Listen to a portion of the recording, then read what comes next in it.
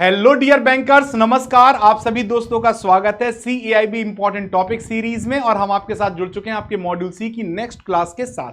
तो दोस्तों, आज हम लोग risk management and credit rating को पढ़ेंगे आज की क्लास में। मॉड्यूल सी का एक इंपॉर्टेंट यूनिट है जिसको कवर करना है, और paper 1 ABM advance bank management. तो दोस्तों, मेरा नाम है अरविंद सर और आप हमारे टेलीग्राम को ज्वाइन कर सकते हैं। JAIB CAIB by Arvind sir, ये हमारा टेलीग्राम है जिसको आप ज्वाइन कर सकते हैं। तो स्टार्ट करते हैं। सबसे पहले क्रेडिट रिस्क मॉनिटरिंग होता क्या है।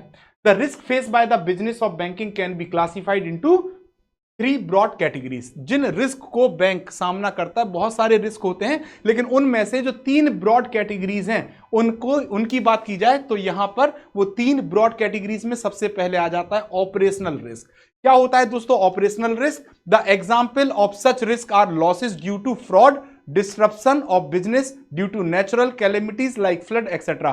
तो जहां पर एम्प्लॉय के ऑपरेशंस में या एक्टिविटीज के थ्रू या स्टाफ के एक्टिविटीज के थ्रू या एक्सटर्नल एक्टिविटीज के थ्रू बैंक को फ्रॉड का सामना करना पड़ता है, फ्रॉड से जो भी लॉस होता है उसको इसमें शामिल किया जाता है। साथ ही साथ बिजनेस में जो भी नुकसान होता है किसकी वजह से, natural calamities like flood, earthquake की वजह से, वो भी हमारा ऑपरेशनल रिस्क में आता है।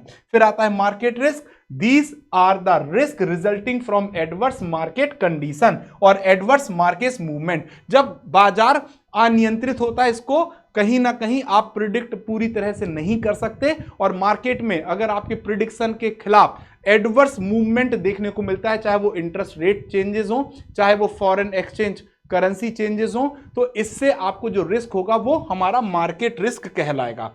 तीसरा इंपॉर्टेंट रिस्क होता है क्रेडिट रिस्क। क्या होता है क्रेडिट रिस्क? जब भी कोई बैंक किसी भी बोरोवर को, जब भी कोई बैंक किसी भी बोरोवर को क्या प्रोवाइड करता है, क्रेडिट, किसी बोरोवर को क्या प्रोवाइड करता है, क्रेडिट प्रोवाइड करता है, ठीक है।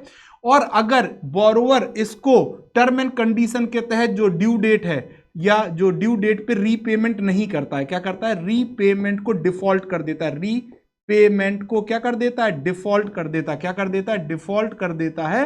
तो उसे हम क्या कहेंगे दोस्तों, उसे हम क्या कहेंगे, अगर कोई बैंक का जो बोरोवर ने पैसा लिया उसको डिफॉल्ट कर देगा, तो यहां से जो रिस्क पैदा होता है वो कहलाता है क्रेडिट रिस्क। क्या कहलाता है दोस्तों, क्रेडिट रिस्क कहलाता है। तो credit risk, the credit risk can be defined as the unwillingness और इनएबिलिटी ऑफ कस्टमर और काउंटर पार्टी। यानी अब ये जो क्रेडिट जो रीपेमेंट डिफॉल्ट हुआ है, 2 वजह से होगा। पहला, या तो बोरोवर के पास, बोरोवर नहीं है, डिफॉल्ट लिखिए, ये जो डिफॉल्ट हुआ है, क्या हुआ है, डिफॉल्ट हुआ है, इसके पीछे 2 रीजन हो सकते हैं। कौन कौन से? या तो जेन्युइन डिफॉल्ट हो, जेन्युइन भाई, जेन्युइन का मतलब है unable to repay, unable to repay, भाई पैसा देने में वो समर्थ ही नहीं है ना, कैपेसिटी खत्म हो गई। दूसरा बिलफुल, बिलफुल में क्या होता है कि भाई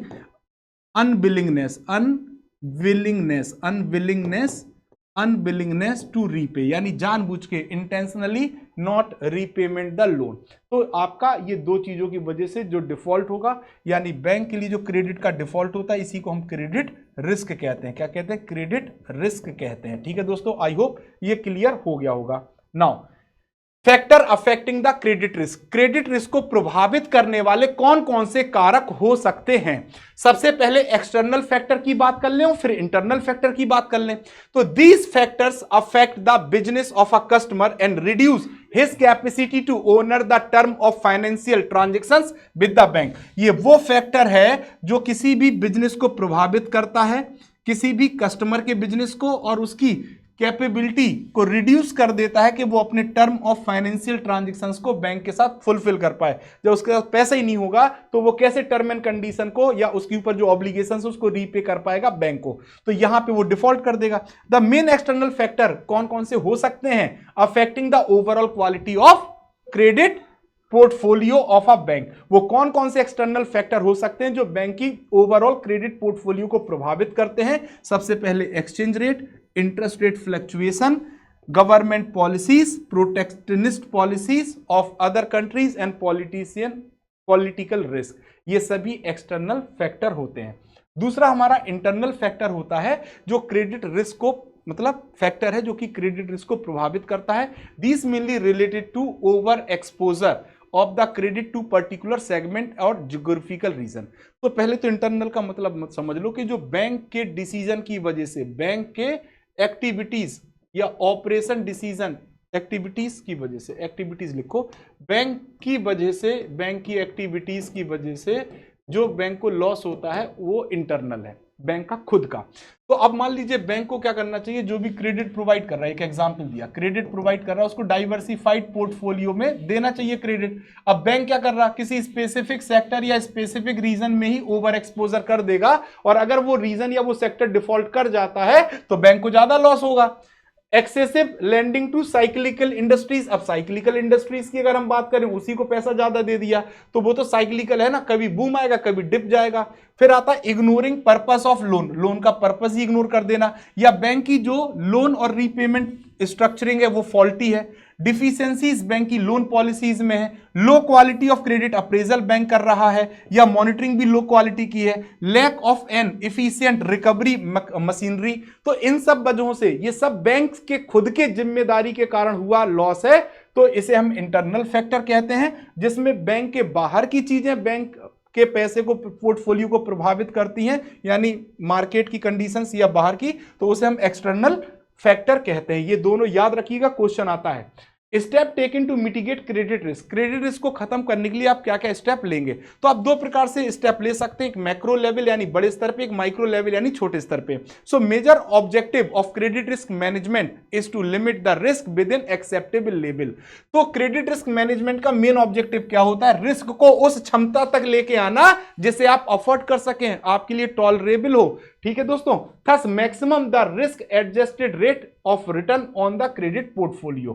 So following the main steps taken by any bank in this direction. तो एक मैक्रो लेवल पे डिसीजन लेता है और एक माइक्रो लेवल पे। देखो मैक्रो यानी बड़े स्तर पे, risk to the overall credit portfolio, यहां पे हम क्रेडिट पोर्टफोलियो लेवल पे काम करेंगे, of the bank are mitigated through frequent review of norms, आप नॉर्म्स को फ्रीक्वेंट रिव्यू करेंगे, fixing internal limit for aggregate commitment to specific sector of the industry, आप किसी एक इंडस्ट्री को ओवर एक्सपोजर ना करके आप लिमिट सेट करेंगे कि हर एक जो इंडस्ट्री है उसको या सेक्टर है उसको हम कितना कितना पैसा देंगे।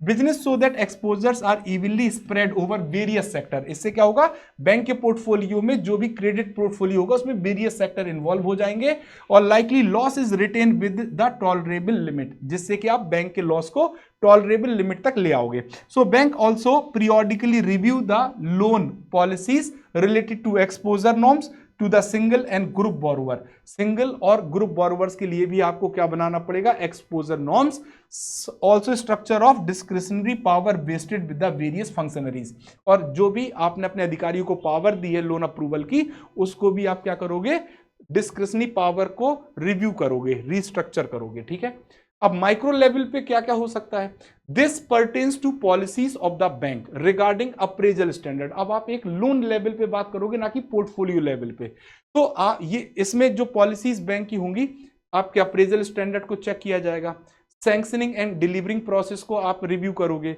Monitoring and review of individual proposal, categories of proposal, obtention of collateral securities, तो इनको यहां पे देखोगे माइक्रो लेवल पे। ठीक है दोस्तों, क्रेडिट रेटिंग्स की अगर हम बात करें तो एक होता क्रेडिट इंफॉर्मेशन कंपनी, एक होता क्रेडिट रेटिंग, तो अभी हम बात कर रहे हैं क्रेडिट रेटिंग की, दोनों याद रखिएगा, डिफरेंशिएशन है। ठीक है, now the level of credit risk involve in each loan proposal depends on the unique feature of the proposal, यानी अगर बैंक के पास एक प्रपोजल तो आता नहीं है, हजारों प्रपोजल आते हैं, क्या आते हैं दोस्तों, हजारों प्रपोजल आते हैं लोन के। ठीक है, तो उस प्रपोजल पे कितना रिस्क है ये डिपेंड करेगा उस प्रपोजल के नेचर पर, किस पर डिपेंड करेगा, उस प्रपोजल के नेचर पर डिपेंड करेगा। ठीक है, या उसके यूनिक फीचर पे, किस पे दोस्तों, यूनिक फीचर पे, यूनिक फीचर पे डिपेंड करेगा कि वो प्रपोजल क्या कहता है। सो टू सिमिलर प्रोजेक्ट, दो सिमिलर प्रोजेक्ट यानी ए प्रोजेक्ट और ए प्रोजेक्ट, दोनों एक ही जैसे दो प्रोजेक्ट हैं विद डिफरेंट प्रमोटर, इनको चला रहे हैं मिस्टर एक्स और इसको चला रहे हैं मिस्टर वाई। ठीक है, mister Y may be appraised by the bank have different credit risk, दो सेम प्रोजेक्ट को अलग अलग लोग चला रहे तो यहां क्रेडिट रिस्क है, और अगर मान लीजिए दो सेम व्यक्ति मिस्टर एक्स एक प्रपोजल ए चला रहे हैं और मिस्टर एक्स एक प्रपोजल मिस्टर एक्स एक प्रपोजल बी चला रहे, यानी सेम पर्सन दो अलग प्रोजेक्ट चलाता है तो अलग रिस्क है, और दो सेम प्रोजेक्ट को दो अलग लोग चलाते हैं तो अलग रिस्क है। यानी हर एक क्रेडिट प्रपोजल को अप्रेस किया जाना चाहिए, क्योंकि उसके यूनिक फीचर के साथ उस पर डिफरेंट टाइप से रिस्क एसोसिएट होता है। ठीक है दोस्तों। So while appraising a credit proposal, जब आप किसी क्रेडिट प्रपोजल को अप्रेज करते हैं, risk involved is also measured and often quantified by the way of rating for the following objective। तो जब आप किसी भी क्रेडिट अप्रेजल को अप्रेज करते हैं तो उसमें कितना रिस्क होगा उसको क्वांटिफाई करते हैं क्रेडिट रेटिंग के द्वारा। ठीक है दोस्तों। तो यहां पे अगर हम बात करें दोस्तों, so decide about accepting, rejecting और accepting with modification special norms. तो आप उसके आधार पे आप उस लोन को एक्सेप्ट करोगे या रिजेक्ट करोगे, या उसमें कुछ मॉडिफिकेशन कर दिया जाए तो हम एक्सेप्ट कर लेंगे। ये आप तीन चीज को डिसाइड करते हो। To determine the pricing, the rate of interest to be charge, इसी आधार पे आप उस पर कितना इंटरेस्ट होगा, क्या चार्ज करोगे, इसकी डिसाइड होता है। जैसे होम लोन लेने जाओ, रेट ऑफ इंटरेस्ट कम है, पर्सनल लोन लेने जाओ, इंटरेस्ट ज्यादा है। क्यों? क्योंकि रिस्क ज्यादा है भाई, यहां रिस्क कम है। लिखा है to help in macro evaluation of the total credit portfolio by classifying it on the rating allotted to individual account. तो अगर आप मैक्रो इवोल्यूशन करना चाहते हैं टोटल क्रेडिट पोर्टफोलियो का, तो आपको क्लासिफाई करना पड़ेगा rating allotted to individual accounts को। ठीक है। सो इंडिविजुअल अकाउंट बेसिस पे आपको रेटिंग को देखना पड़ेगा। This is used assessing the provisioning requirement, इससे आपको पता चलेगा कितना रिस्क है, उतना आपको प्रोविजनिंग करनी पड़ेगी। डिसीजन मेकिंग टूल आपको समझने पड़ेंगे by the management of the bank for reviewing the loan policy of the bank. आपको लगे तो लोन पॉलिसी को भी रिव्यू करना चाहिए। ठीक है दोस्तों।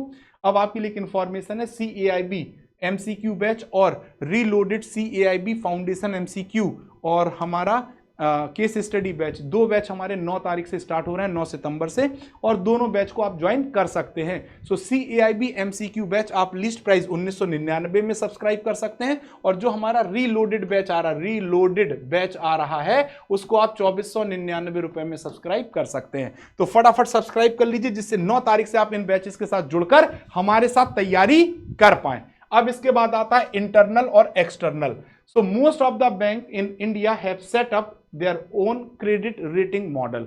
मैक्सिमम बैंकों ने अपना खुद का क्रेडिट रेटिंग मॉडल सेटअप किया है ना, एज वेल रीसेंट पास, पिछले कुछ समय में। The rating agencies were not equipped well enough to provide the rating, क्योंकि उस समय जो हमारी रेटिंग एजेंसीज थी उतनी इक्विप्ड नहीं थी कि वो रेटिंग प्रोवाइड कर सके। So reliable as to the bank, जिसपे बैंक डिपेंड करके क्रेडिट के ऊपर डिसीजन ले सके। बट अगर आज की बात करें, with the experience gained in last few years, these rating agencies have gained confidence of the bank. In rating agencies ने बैंक का कॉन्फिडेंस गेन कर लिया है। और रेटिंग एजेंसीज की बात करें तो दो प्रकार की रेटिंग एजेंसीज देखने को मिलेंगी, एक डोमेस्टिक, एक इंटरनेशनल। डोमेस्टिक में केयर लिमिटेड, एक क्रिसिल आपने सुना होगा, India rating and research private limited, ICRA limited, Brickwork limited, क्या लिखा है, Acuite rating and research limited, information valuation and rating. और वहीं पे अगर हम इंटरनेशनल की बात करें तो इंटरनेशनल 3 रेटिंग एजेंसीज बहुत फेमस हैं, जिसमें सबसे पहले आता है फिच, क्या आ जाता है, फिच आ जाता है, फिर आ जाता है मूडीज, क्या आ जाता है, मूडीज आ जाता है, और आ जाता है स्टैंडर्ड एंड पुअर। ये हमारी इंटरनेशनल है, कैसी है, इंटरनेशनल, कैसी इंटरनेशनल रेटिंग एजेंसीज हैं। ठीक है दोस्तों। नाउ आगे अगर हम बात करें तो मेथोलॉजीज ऑफ क्रेडिट रेटिंग, ठीक है, based on the loan policies and risk perception each bank has its own rating model. तो लोन पॉलिसी और रिस्क परसेप्शन के आधार पे हर एक बैंक का खुद का रेटिंग मॉडल होता है। Common feature in all risk model is that a score is giving for different perceived risk by allotting different weightage. तो कॉमन फीचर के आधार पे हम बात करें सभी रिस्क मॉडल में, तो जो स्कोर प्रोवाइड किया जाता है डिफरेंट परसीव रिस्क के आधार पे डिफरेंट वेटेज रखता है।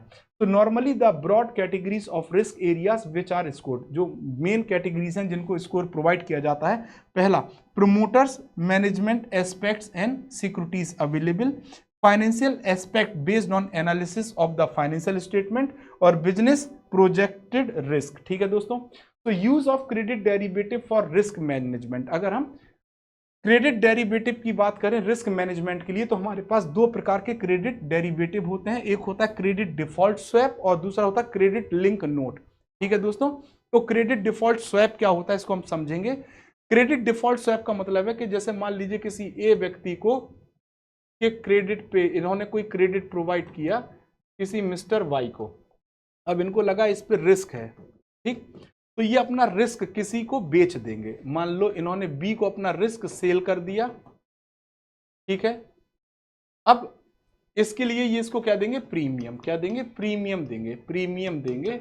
और बी इनको, अगर ए को कोई भी रिस्क होता है तो बी इनको उसकी भरपाई करेगा, ठीक। बट ये रिस्क सिर्फ प्रिंसिपल अमाउंट पे, किस पे, प्रिंसिपल अमाउंट पे ही एल ई होता, प्रिंसिपल अमाउंट पे ही एल ई, प्रिंसिपल अमाउंट पे ही रखा जाएगा। इंटरेस्ट को इसमें काउंट नहीं किया जाता। इसे कहा जाता क्रेडिट डिफॉल्ट स्वैप। इन्होंने आपस में क्रेडिट डिफॉल्ट को आपस में स्वैप कर लिया, ठीक है। So this is a बायलिटरल contract, दो पार्टी के बीच में किया गया कॉन्ट्रैक्ट है। विच द रिस्क सेलर कौन है, ए, ये कौन है, रिस्क सेलर है, ठीक। Lending bank pays premium to the buyer, buyer कौन है दोस्तों, रिस्क बायर कौन है, बी, तो इन्होंने प्रीमियम किसको दिया, बी को, ठीक है। प्रोटेक्शन अगेंस्ट क्रेडिट डिफॉल्ट, और इनको क्या जिम्मेदारी दी कि अगर ये क्रेडिट डिफॉल्ट होता है तो आप मुझे पेमेंट करोगे, ठीक है। Any other specified credit event, normally CD is a standardize instrument of ISDA, international swap and derivative association, ठीक है दोस्तों। तो default protection is limited to the principal and interest is not cover. तो देखो यहाँ पे प्रिंसिपल की अगर हम बात करें तो पहले तो एक चीज सही कर लो, यहाँ पे एरर हो गया जो साइड में, PAL होगा प्रिंसिपल, ठीक है, चलो ठीक।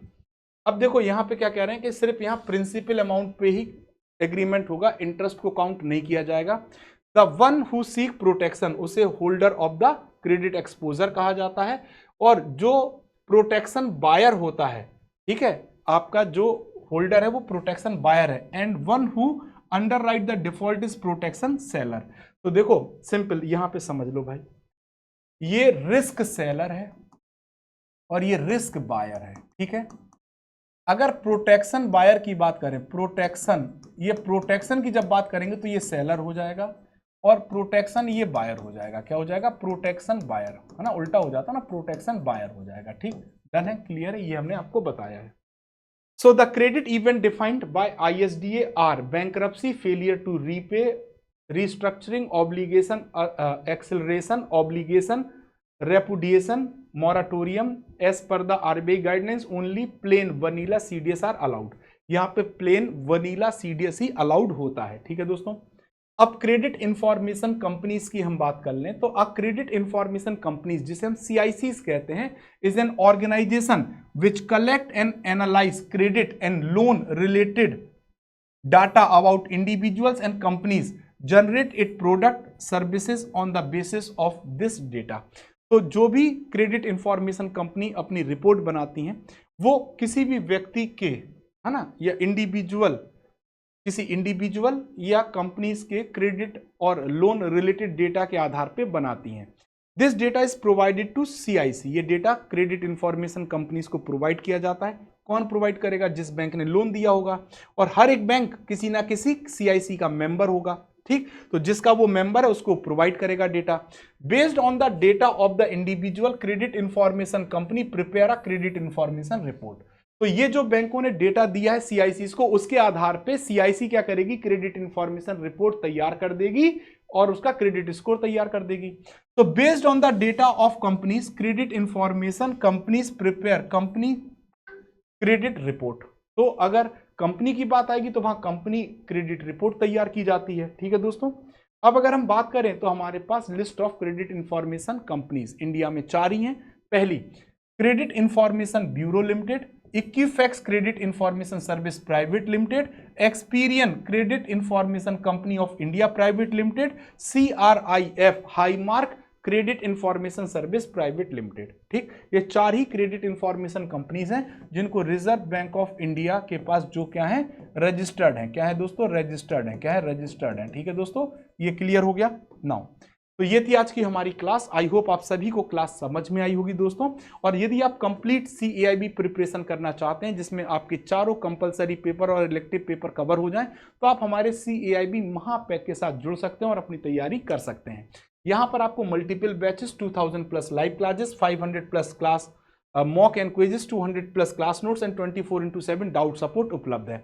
सो 1 ईयर महापैक आपको 4,999 और 2 ईयर महापैक 6,999 में मिल जाएगा। वहीं 6 मंथ जो हमारा सब्सक्रिप्शन है वो 3,499 रुपए में आप सब्सक्राइब कर सकते हैं। ठीक है, तो रीलोडेड CAIB बैच आपको मैंने बताया 9 सितंबर से स्टार्ट हो रहा है। 2,499 में आप सब्सक्राइब कर सकते हैं। Foundation plus MCQ plus case study batch complete batch होगा आपके लिए, दिसंबर 2025 एग्जाम को टारगेट करेगा। अगर आप इंडिविजुअल कोर्सेज की तैयारी करना चाहते हैं, यानी इंडिविजुअल एग्जाम आपका पेंडिंग है, तो आप ABM, BFM, ABFM, BRBL चारों पेपर के foundation batch individual batches available हैं। लीस्ट प्राइस में आप इन बैचेस के साथ जुड़ सकते हैं और अपनी तैयारी कर सकते हैं। तो दोस्तों ये थी आज की हमारी क्लास। आई होप आप सभी को क्लास समझ में आई होगी। आपके पास कोई भी डाउट है तो आप हमारे टेलीग्राम पे या तो यहाँ से जुड़ सकते हैं और अपने डाउट हमसे पूछ सकते हैं। तो आज की क्लास में बस इतना ही। Thank you very much. Thank you all.